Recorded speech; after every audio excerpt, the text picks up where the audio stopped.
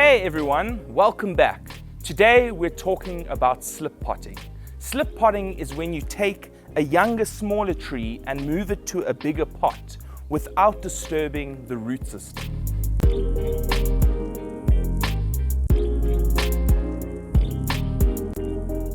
Unlike full repotting, where we trim all the roots on the tree and replace all the soil, slip potting is a gentle method that reduces stress on the tree. Cool, so now I have this young juniper. For me to allow it to thicken up and to grow much bigger, I'm going to have to eventually put it into a bigger pot. So today we're going to be talking about slip potting. So slip potting is when you take a tree out of a smaller pot, just like this. I'm going to take it out. And if you can see, it's starting to become pot bound. So all I'm going to do is, instead of changing all the soil and stressing the tree out, I'm going to just put it nicely into this bigger pot over here. So it's a very, very simple method we like to do. So what I'm going to be doing is, all I'm going to do is start loosening some of the soil just on the outside of all the roots, just so when all the roots start growing freely, they can grow into the new soil. So I've got my nice plant like this, and what I'm going to do, I've got some soil to the right of me. I'm just going to grab some, and I'm just going to add a bit of soil in my bigger pot. I'm just going to fill up the bottom of the pot, and I'm going to place this smaller tree onto that bit of soil over there. So it's a really, really simple method. Now I'm just going to grab a little bit more soil, and I'm just going to keep adding soil to the pot. If you want, you can use a chopstick just to start working some of that soil into all the little gaps, because we don't want any air pockets. So we're just going to start adding a bit of that new soil into those gaps over here. And because we're not really repotting the tree properly, it's the only time you can also compact the soil into the pot, just like this. And I'm just going to add a little bit more soil. Because the tree is quite young, I'm not worrying about the nabari or the surface roots on the tree.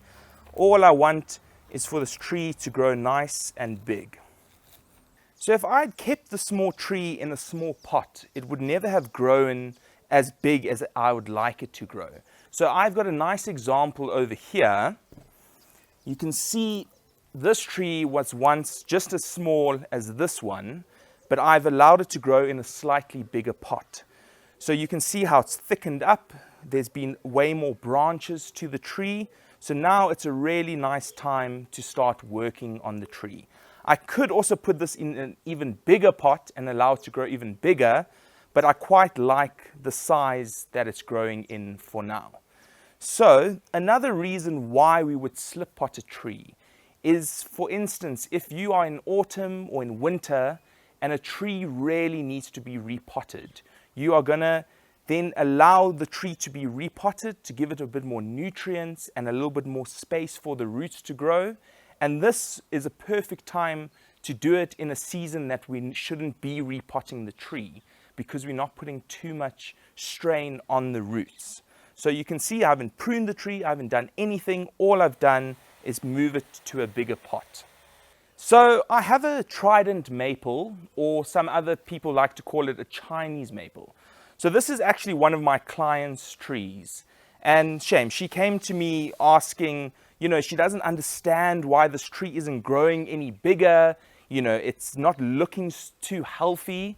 So I said to her and explained to her that if you keep a tree in such a small pot like this, it's not going to have the room to grow bigger.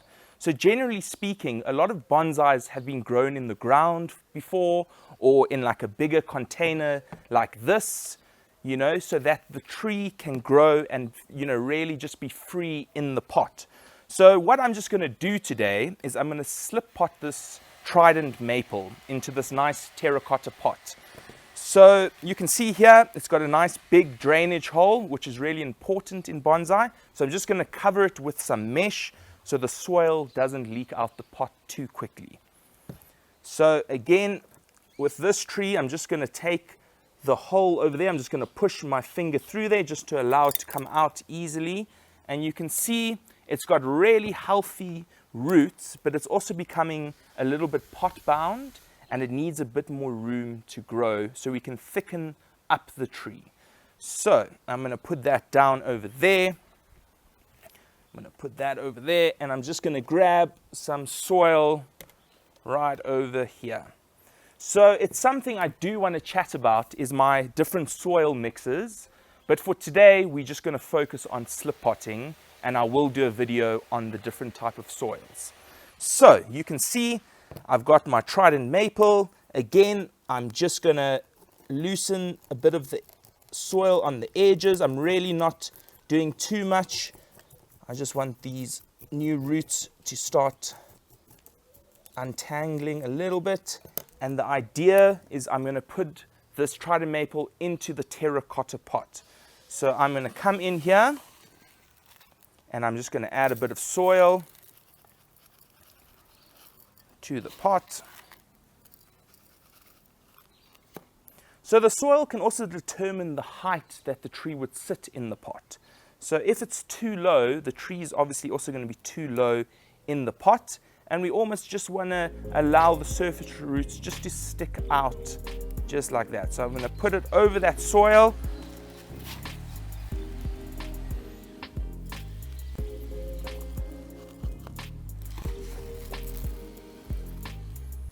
And now I'm going to work the soil in with my chopstick.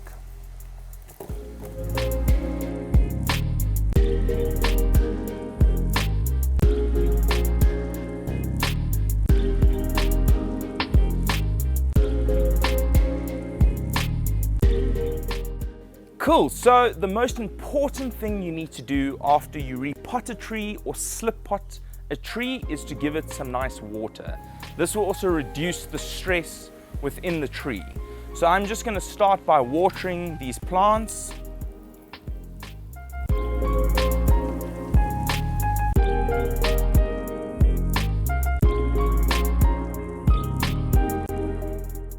So that's slip potting. It's pretty simple. Yeah, pretty damn simple.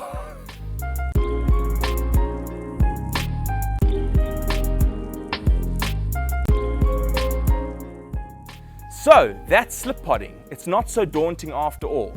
So next time your friend asks you, I really need to slip pot my tree, but I'm not quite sure how to do it, you can help them along with the journey.